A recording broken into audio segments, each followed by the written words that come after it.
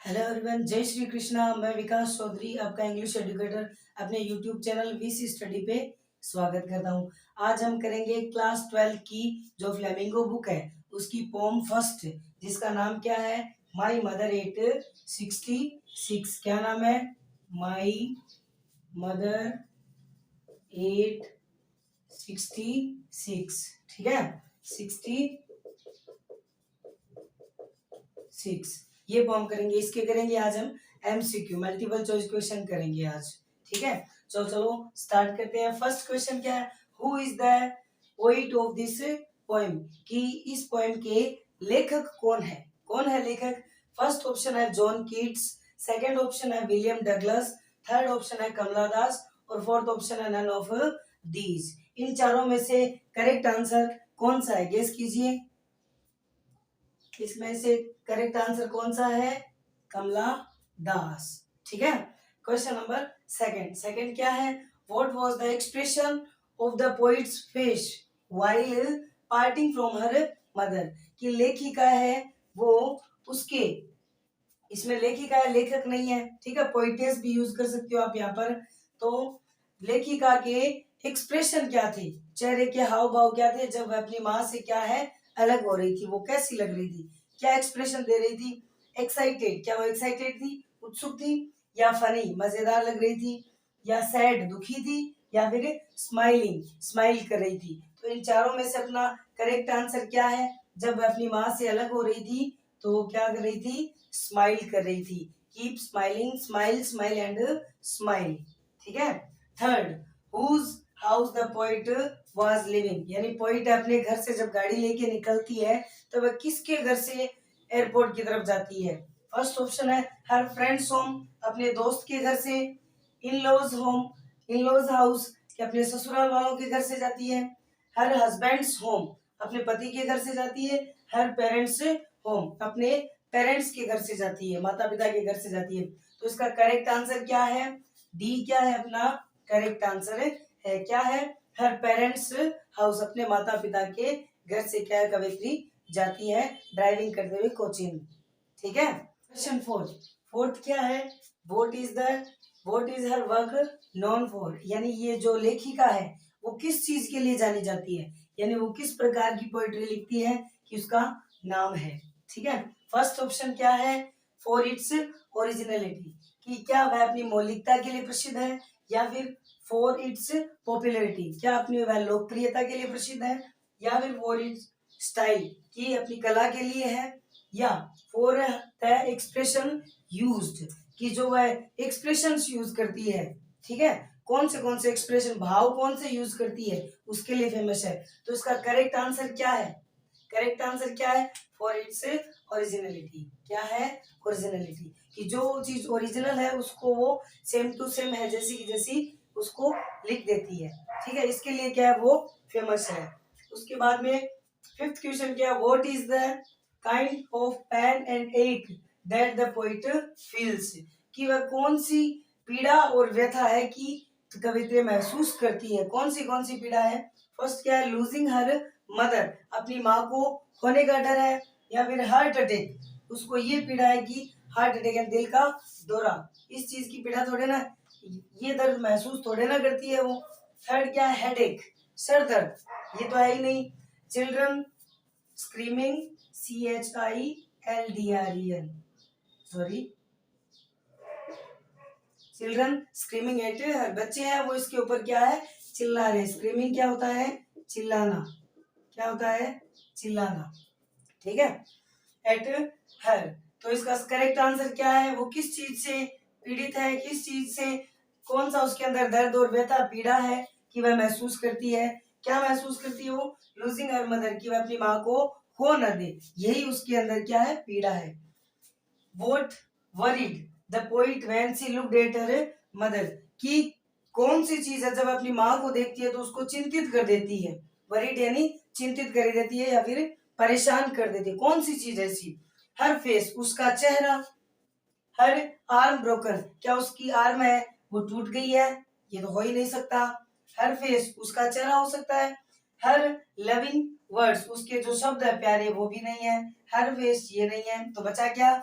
ये हर decreasing as, कि उसकी एज है वो जो कम हो रही है, डिक्रीजिंग यानी कम होना, कम हो रही है, वो उसको क्या बहुत ज्यादा चिंतित कर देती है। जैसे आपके माता पिता बूढ़े हो रहे हैं तो ये आपको क्या वरीड कर देते हैं, ना।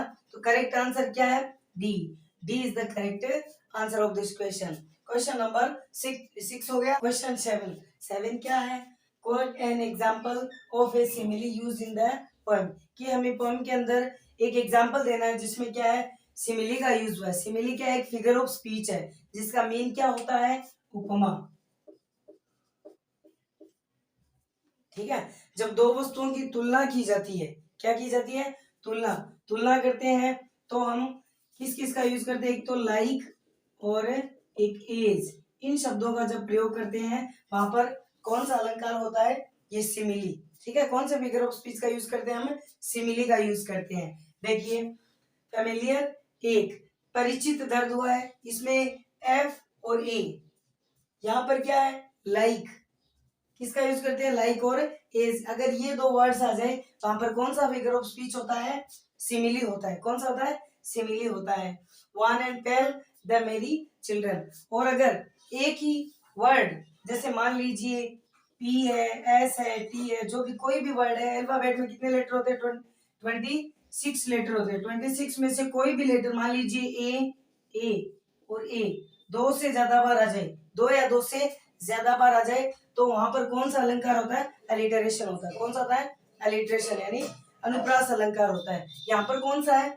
सिमिली है। कौन सा है? सिमिली, क्योंकि सिमिली फिगर ऑफ स्पीच के अंदर किस किस का यूज होता है? लाइक और एज, ये वर्ड्स आते हैं, वहां पर कौन सा अलंकार होता है? सिमिली होता है। आई होप आपको समझ में आ गया होगा। अगर आपने अब तक हमारे चैनल को सब्सक्राइब नहीं किया है तो फटाफट ये जो लाल कलर का बटन है उसको दबा दीजिए, ठीक है। और अगर वीडियो अच्छा लगा है तो लाइक भी कर दीजिए। एट क्वेश्चन, एट वाला क्या है? What does the poet notice outside the car. जब पोइट है, लेखिका है, वो ड्राइविंग करते हुए कोचीन एयरपोर्ट की तरफ जाती है तो वो खिड़की से बाहर की तरफ देखती है, विंडो से, यानी अपने कार की खिड़की से बाहर की तरफ देखती है। तो वो क्या देखती है? किसको देखती है? स्कूल एंड रोड, स्कूल और रोड को देखती है? नहीं देखती, ये नहीं हुआ। अदर व्हीकल, दूसरे साधनों को देखती है? नहीं देखती। किसको? मेनी पीपल है ऑन द रोड, की जो लोग हैं रोड के ऊपर चल रहे हैं उनको देख रही है? नहीं, इनको भी नहीं देखती। बचा क्या? ये डी वाला ऑप्शन। डी क्या है? स्प्रिंटिंग एंड रनिंग ट्रीज, की जो पेड़ दौड़ रहे हैं उनको क्या है? वो देखती है। किनको देखती है? पेड़ों को, स्प्रिंटिंग, दौड़ते हुए पेड़ों को, और किसको? एक जो बच्चे निकल रहे हैं अपने घरों से बाहर उनको देखती है। डी, तो डी क्या है अपना करेक्ट आंसर है, ठीक है। 9 नंबर क्वेश्चन, 9 क्या है? What is the universality of the theme of a poem, की ये जो पोएम लेखिका ने बताई है हमें, ये हमें किसके बारे में बताती है? किस चीज का नॉलेज देती है? किसके बारे में है? डेथ इज ए ट्रूथ, की जो मरना है वो क्या है? सच्चाई है, कि सबको मरना है, एक दिन मरना है, इसके बारे में बताती है। हाँ, इसके बारे में बताती है, ये हो सकता है। आगे बढ़ लेते हैं पहले ऑप्शन बी क्या है? लाइफ इज ए रियलिटी, की जीवन क्या है? एक सच्चाई है, सत्यता है। हाँ, इसके बारे में पोएम नहीं बताती, हमें जीवन के बारे में नहीं बताती। किसके बारे में बताती है? एवरीवन इज हैप्पी, ये तो एम ही वाला हो गया, कुछ भी। एवरीवन इज हैप्पी, सभी सुखी थोड़ी, सभी खुश थोड़े ना। कुछ मेरे को देख के दुखी है, कुछ आपको देख के दुखी है, कुछ हम दोनों को देख के दुखी है, तो सभी क्या है? खुश नहीं है। ये तो वो ऑप्शन हो गया एम ही, ठीक है। डी के टू शो ओल्ड एज, यानी ये बुढ़ापे को दर्शाती है, उसके बारे में भी नहीं है। किसके बारे में है? कि ये जो मरना है, कि उसकी लेखिका की माँ है वो मरने वाली है, ठीक है। तो उसको डर लग रहा है लेखिका को कि ये मरने वाली है, तो डर के बारे में बताया। तो क्या है? मरना क्या है? सभी को इसके बारे में बताती है। डेथ इज ए ट्रूथ, ये क्या है? मृत्यु है क्या? एक सच्चाई है, ठीक है। सबको अपनाना पड़ेगा, कोई भी है हमारे नहीं रहेगा। 10th वाला, 10th क्या है? What were the words she used while parting from her mother, कि जब अपनी माँ से अलग होती है तो कौन से वर्ड्स का यूज करती है? See you soon, उसके बाद में क्या बोलती है? जल्दी ही मिलेंगे। See you soon, बा, ये कहाँ पर बोलते हैं? बा, गुजराती में। किस में बोलते हैं? गुजराती में, बा। See you soon, busy, busy किस में बोलते हैं? पंजाबी में। किस में बोलते हैं? पंजाबी में। See you soon, अम्मा, ये साउथ इंडियन वाले बोलते हैं। कौन बोलते हैं? साउथ इंडियन वाले बोलते हैं। और सी यू सून माता जी, ये टिपिकल हिंदी भाषा में बोला जाता है, तो ये नहीं है। और ये पंजाबी नहीं है, ये नहीं है, किस क्या बोलती है वो लास्ट में, सी यू सोने अम्मा। तो बी क्या है अपना करेक्ट आंसर है, B would be the correct answer of this question. ठीक है, आई होप आपको समझ में आया होगा। क्वेश्चन 11 क्या है, what does the poem revolve around, यानी ये जो पोएम है वो किसके इर्द गिर्द घूमती रहती है, किसके बारे में है, पोइट्स फियर, किसके बारे में है, लेखिका के डर के बारे में है। फर्स्ट ऑप्शन ए क्या है, इसके बारे में है, या बी ऑप्शन क्या है, poets love for her mother, कि लेखिका का अपनी माँ के लिए लव उसके बारे में है, या फिर थीम ऑफ ओल्ड एज, यानी विषय किस विषय पर है, ओल्ड एज के ऊपर है, या ऑल ऑफ दीज, इन सब के ऊपर है, किसके ऊपर है, पोइट्स फियर उसके डर के बारे में भी है। ठीक है, पोइट्स लव उसकी माँ के बारे में उसका लव है, तभी तो उसे दूर जाने में क्या है, स्माइल करे, लेकिन उसके अंदर है वो क्या है, दर्द छिपा है। ठीक है, थीम ऑफ ओल्ड एज किसके बारे में, ओल्ड एज के बारे में भी बता दिया, ऑल ऑफ दीज। तो इसका आंसर क्या है, ये क्या है, डी, ये सब के सब क्या इसके करेक्ट आंसर है, तो डी क्या, ऑल ऑफ दीज। 12 नंबर क्या है, what was the poets childhood fear, कि कवित्री के बचपन का डर क्या था, बचपन का डर क्या था, पार्टिंग, क्या था कवित्री के बचपन का डर, पार्टिंग फ्रॉम हर फ्रेंड्स, कि अपने जो दोस्त है उनसे अलग हो जाना, ये उसका डर था, नहीं। पार्टिंग फ्रॉम हर हस्बैंड, अपने हस्बैंड से अलग हो जाना, हस्बैंड के बारे में इसमें इस पोएम के अंदर कुछ भी नहीं बताया, तो ये आंसर हो ही नहीं सकता। पार्टिंग फ्रॉम हर मदर, अपनी माँ से दूर होने का डर था उसको, या पार्टिंग फ्रॉम हर सिबलिंग, अपने भाई बहन से दूर, भाई बहन का भी इस पोएम के अंदर कोई भी जिक्र नहीं है। तो इस अपना करेक्ट आंसर क्या है, सी, पार्टिंग फ्रॉम हर मदर, ये क्या था, कवित्री के बचपन का डर था। क्वेश्चन नंबर 13, ये आपके लिए आपको करना है, जैसे अभी मैंने बताया था सिमिली के बारे में, ये किसके बारे में, अलिट्रेशन के बारे में, अनुप्रास अलंकार के बारे में, कि यदि कोई वर्ड एक से ज्यादा बार आ जाए तो वहां पर कौन सा फिगर ऑफ स्पीच होता है, अलिट्रेशन, कौन सा, अलिट्रेशन यानी अनुप्रास अलंकार। कि एक एग्जांपल बताना है अलिट्रेशन का इन दिस पोएम, यानी चार ऑप्शन है आपके सामने, एक तो ए ये है, बी और सी और डी, ये चार ऑप्शन है, इनमें से करेक्ट आंसर आप मेरे को बताओगे, करेक्ट आंसर क्या है आप बताओगे। लाइक एशन, एशन लाइक, ये लाइक है, लाइक आ जाए यहाँ पर, ये कौन सा अलंकार है, सिमिली, कौन सा है, सिमिली, फिगर ऑफ स्पीच है, कौन सा, उपमा। Smile, smile and smile, just थोड़ा सा आपको सोचना है, तो इसका आंसर आप बताओगे, नन ऑफ दीज, ये आंसर है, या फिर फ्राइडे मॉर्निंग। तो इसका आंसर आप मेरे को कमेंट करके बताना। ठीक है, अगर आपने अब तक हमारे चैनल को सब्सक्राइब नहीं किया तो फटाफट सब्सक्राइब कर लीजिए। मिलते हैं नेक्स्ट वीडियो में ऐसे ही एमसी क्वेश्चन के साथ में, तब तक के लिए जय श्री कृष्णा, राधे राधे।